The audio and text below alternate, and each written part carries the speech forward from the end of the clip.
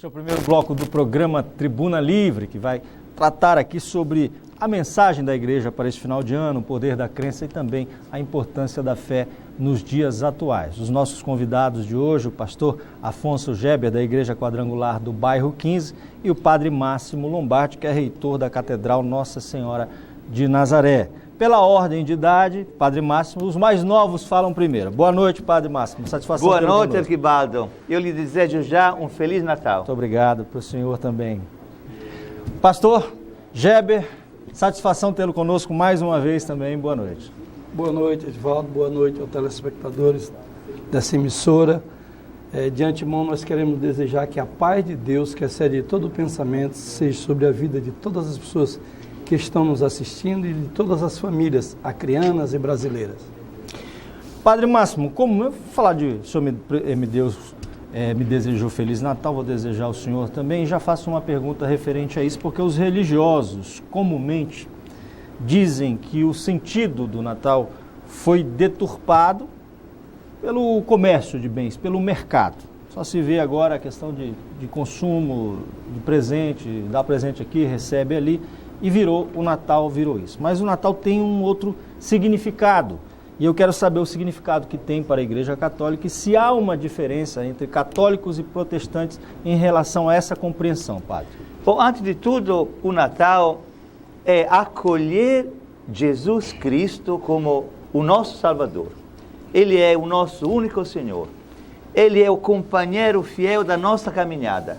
Então, o segredo da felicidade do Natal é acolher Jesus. Agora, é claro que todas as festas religiosas, todas elas, já se tornaram um motivo de consumismo. Aí o mercado se aproveita. Eu não sei se neste ano de 2015, com a crise econômica, já o Natal é consumista como os outros anos. Mas, de qualquer maneira, a tentação todo mundo tem. Terminar o ano com aquele presente. Mas o presente verdadeiro é Jesus. O Pai nos dá este presente. É Jesus o presente, o dom verdadeiro que nós podemos acolher e que nos dá e nos garante a verdadeira alegria. Por exemplo, os santos reis levaram para Jesus presentes, ouro, incenso e mirra. Os pastores levaram até Jesus aqueles alimentos que certamente serviram para a família de Nazaré. Agora, o verdadeiro presente é Jesus, e nós devemos dar para eles o presente da nossa fidelidade. Agora, o consumismo aí criou em cima disso um mercado de presentes, inclusive às vezes muito complicados para a pessoa adquirir, sobretudo nessa crise econômica. Então o Natal às vezes perde o verdadeiro sentido religioso e se torna um Natal consumista. Pastor, há essa diferença para os protestantes em relação a essa concepção? Na realidade, há diferença em termos da data do nascimento e de um distorcer na história bíblica. Na realidade, o padre tem razão quando fala do presente. O verdadeiro presente, o significado do Natal, criado depois de anos do próprio nascimento de Jesus, o Yeshua HaMashiach, que é o nome verdadeiro no hebraico, é que o verdadeiro presente está justamente na palavra de Deus. Quando a Bíblia diz assim: porque Deus amou o mundo de tal maneira que deu o seu Filho unigênito para que todo aquele que nele crer não pereça, mas tenha vida eterna. Agora, o caso de dar presente e receber, que isso esteja na cultura. Eu não sou contra. Na cultura dos povos. Mas que os povos não venham perder a essência do principal presente, que foi Deus quem nos deu, essa dádiva de dar o seu Filho, Jesus Cristo, por amor a nós, que nós antes vivíamos como ovelhas sem caminho, sem pastor, sem direção, sem saber aonde íamos, e Jesus se manifestou à humanidade para que todos compreendessem e entendessem a grandeza de Deus e em Cristo descobrisse o caminho, e em Cristo descobrisse a verdade, e em Cristo achasse a vida eterna. Primeiro eu quero cumprimentar os dois. Eu acho que no mundo de hoje está faltando muito mais religiosidade. O mundo seria muito mais feliz se o sentido da espiritualidade, cada um com a sua crença, se ele tivesse muito mais voltado para a fé. A fé eu acho fundamental na vida. Você pode até não acreditar em espírito, mas não pode admitir a vida sem espiritualidade. Com relação ao que o Padre Máximo colocou, eu concordo plenamente, que a festa de Natal é acolher Jesus. Agora, padre, essa questão do presente é uma tradição que se criou. Como o Dia das Mães, Dia dos das namorados, Mães, das crianças. É o que eu digo, cultura. Agora, é preciso colocar uma coisa importante no que ele faz referência. As famílias, que é o núcleo principal da formação, precisam resgatar essa festa com um fato religioso, sim. Por exemplo, eu dou um exemplo pessoal. Eu, há 50 anos, Narciso, Pode estar 70, 80 que comporta ainda.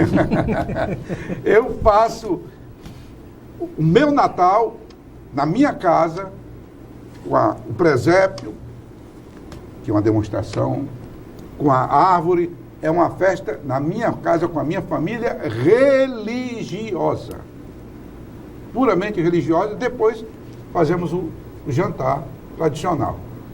Eu acho que esse espírito do Natal precisa continuar e precisa ser reacendido pelas igrejas, no sentido de que um homem que veio dividir o mundo entre o bem e o mal. Isso precisa, porque festa maior do que essa. Sim, Osmir, eu imagino hoje, por exemplo, muitas famílias que estão nos acompanhando pela emissora de televisão, eles ficam dizendo, mas a noite de Natal, nós não temos nada para jantar. Imagine aquela mãe que olha todos os seus filhos e diz para eles, não temos nada, só um pouco de arroz. Aí eu imagino aquele filho que se levanta, abraça a própria mãe, dizendo, mas a alegria desta casa é a Senhora, que nos ama tanto, que luta para termos um futuro. E dá aquele abraço. Olha, para mim, este é o verdadeiro Natal, esta é a verdadeira família que acolhe Jesus e mantém a sua harmonia, mesmo na pobreza e na provação. Sim, sem dúvida. Padre Máximo, Não pode. eu posso fazer a minha pergunta? Pode. Já que estão falando de fé, e o senhor sempre fala muito sobre a fé, a ciência, pelo menos eu concebo, eu vislumbro dessa maneira, a ciência há um tempo atrás, ela teve a pretensão de provar a inexistência de Deus. Passadas algumas décadas, inclusive os próprios filósofos, um deles pode dizer que foi Nietzsche, que dizia que Deus não existia. Passadas algumas décadas, a ciência se rendeu a algumas evidências de que o sobrenatural existe. Tanto que um ramo da ciência o que a ciência não consegue, o que a psicologia não consegue explicar, por exemplo, de fenômenos anormais, foi a paranormalidade, que é um ramo ali, A parapsicologia, que é um ramo da ciência que analisa todos os fatos que a psicologia, a ciência em si, não explica. Isso mostra que houve uma certa evolução, ou pelo menos uma tolerância maior da ciência em relação à religião. Como é que o senhor explica a fé?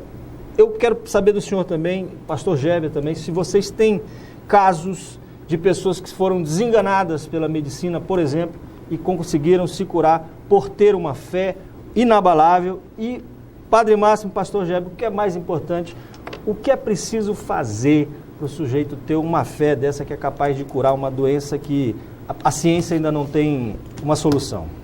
Certo, pastor Geber. Você sabe que o pastor Geber e o Padre Máximo é uma dupla de amigos, né? A gente gosta de fazer as celebrações ecumênicas. Pastor Geber, aí eu falei já 2 vezes A vez por é eles, né? sua. Nós não temos só pessoas do público, mas a minha pessoa.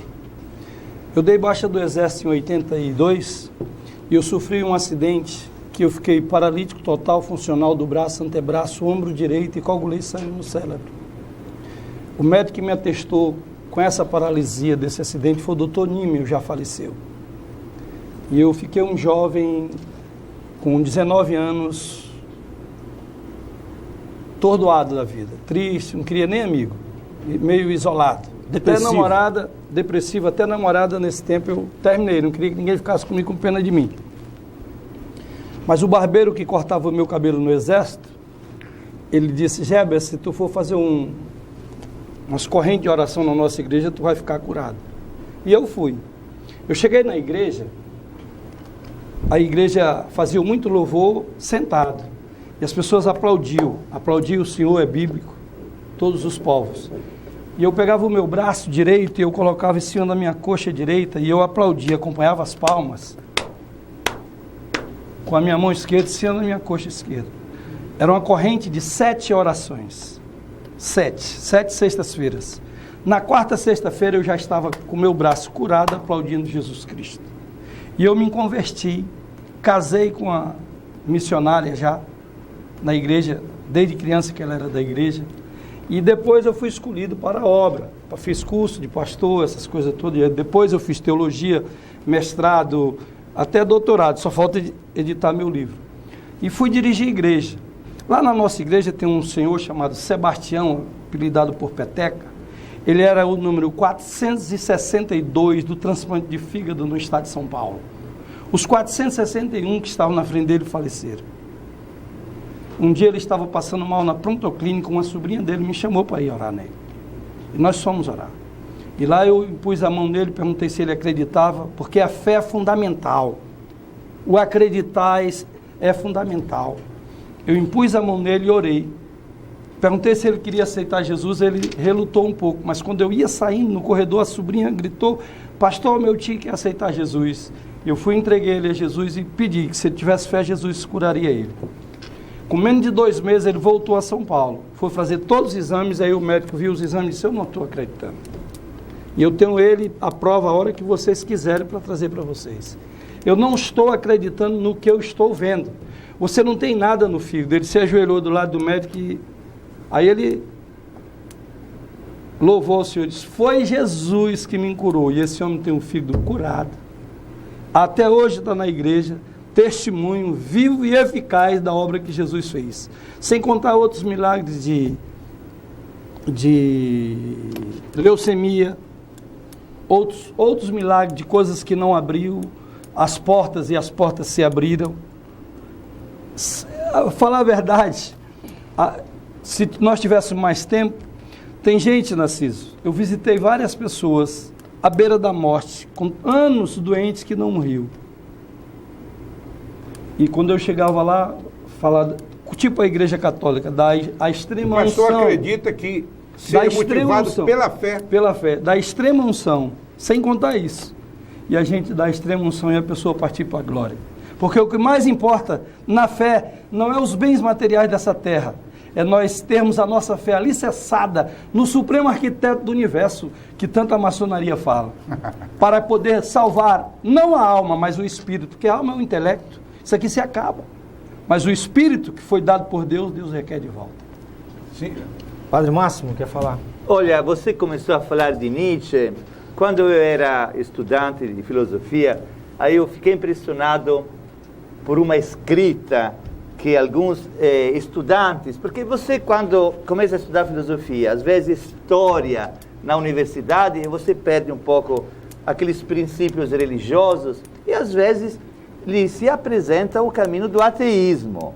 Aí estava escrito: Deus é morto, Deus está morto, e assina Nietzsche. Aí nós, grupos de jovens católicos, escrevemos ao lado: Nietzsche está morto, assina Deus. Quer dizer, você, quando tem Deus no coração, você experimentou a presença dele, através da contemplação do universo, do céu estrelado, você diz assim: muito obrigado, meu Deus, tu és um Pai amoroso. Quanta perfeição existe no universo, nas criaturas. Você começa a estudar biologia, você estuda a composição do seu corpo, aquela harmonia extraordinária. Você diz: muito obrigado, meu Deus, porque a perfeição é extraordinária. Aí você, a um certo ponto, experimenta na própria vida, como o pastor Geber, a ação de Jesus. Agora, nós como católicos, mas nós não brigamos com o pastor Geber. Nós temos a experiência, por exemplo, da intercessão da Virgem Maria. Até um pastor que falou num testemunho lá no Instituto Ecumênico: eu vi um milagre pela intercessão da Virgem Maria. Pronto. Realmente nós temos milhares de acontecimentos que se deram, de transformações de vidas, de cura, de milagres, pessoas na beira da morte, já com morte comprovada pelos médicos, que pela intercessão da Virgem Maria já recuperaram a saúde e dão testemunho por aí afora. Então nós acreditamos que a fé, seja na igreja evangélica, na igreja católica e também nas outras denominações, a gente não quer excluir ninguém, porque se você acredita neste Deus da vida, neste Deus que é amor, que é poderoso, realmente o milagre acontece. Sim. Agora, eu pessoalmente, pastor Geber, no ano de 1998, eu estava viajando de carro, um caminhão atropelou o meu carro e o carro foi caindo em abismo, capotando 4 ou 5 vezes. Quem me encontrou lá, era na Itália, na SAMU, não era SAMU, me encontrou com o carro feito uma lata de sardinha. Mas milagrosamente, eu acredito que é um milagre, quem não tem fé diz que é uma circunstância. Mas eu me encontrei deitado, porque na hora daquele abalo todo, a poltrona baixou e o teto do carro baixou também, que estava querendo me esmagar. Então, realmente, nós reconhecemos a mão de Deus. Eu até perguntei aos irmãos: mas o que aconteceu? E realmente eles disseram: tem a mão de Deus. Até uma pastora aqui da Conquista, quando ela soube, ela dizia: eu vi o Senhor na palma da mão de Jesus. Olha, que coisa mais linda. Quer dizer, inclusive todas as crenças se uniram para louvar a Deus. Padre Máximo e pastor Geber, eu estou um pouco retraído hoje nesse assunto por uma razão muito elementar. Não é falta de fé, não, né? Não, é porque como eu tenho muito menos pecado que Osmir. Pelo menos os meus já confessei. Mas vou concordar com Osmir. Agora, Narcisa, o que é bom de Jesus é esse: não tem pecado que ele não perdoe. Exatamente. Inclusive o Papa Francisco diz assim: Deus não se cansa de perdoar, somos nós que nos cansamos de pedir perdão. Escuta, eu também teria uma pergunta para falar sobre o Papa Francisco, mas eu concordo com o Osmir quando eu digo que está faltando muita religiosidade. Porque hoje nós vemos o mundo inteiro incendiado, em pé de guerra, e o nosso país hoje vive uma crise que ainda não entrou para a violência física. Mas se não for detida, entraremos nela. E o que é que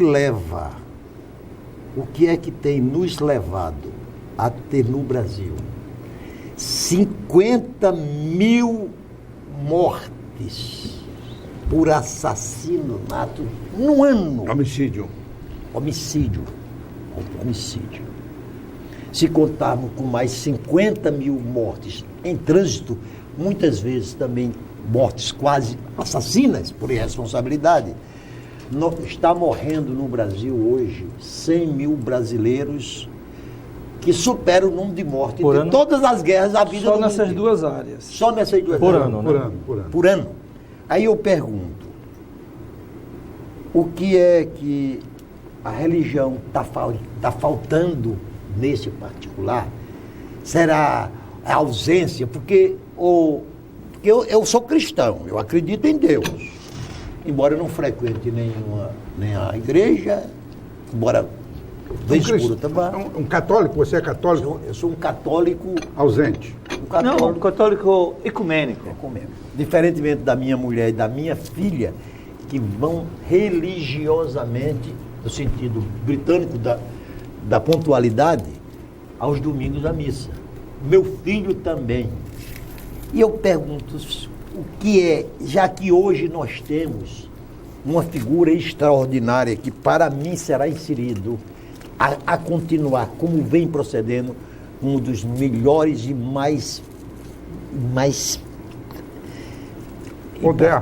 moderno Papa da história, o Papa Francisco. Tem um líder religioso extraordinário. Ele é popstar, ele é conservador, ele é revolucionário, ele consegue ser tudo na hora certa. Eu pergunto, padre, o que é que as igrejas estão fazendo no sentido de deter essa onda de violência? Padre Máximo, pastor Gébio, nós temos que fazer um intervalo comercial. Os senhores respondam a pergunta, por gentileza, no próximo bloco. Você, por favor, não saia daí.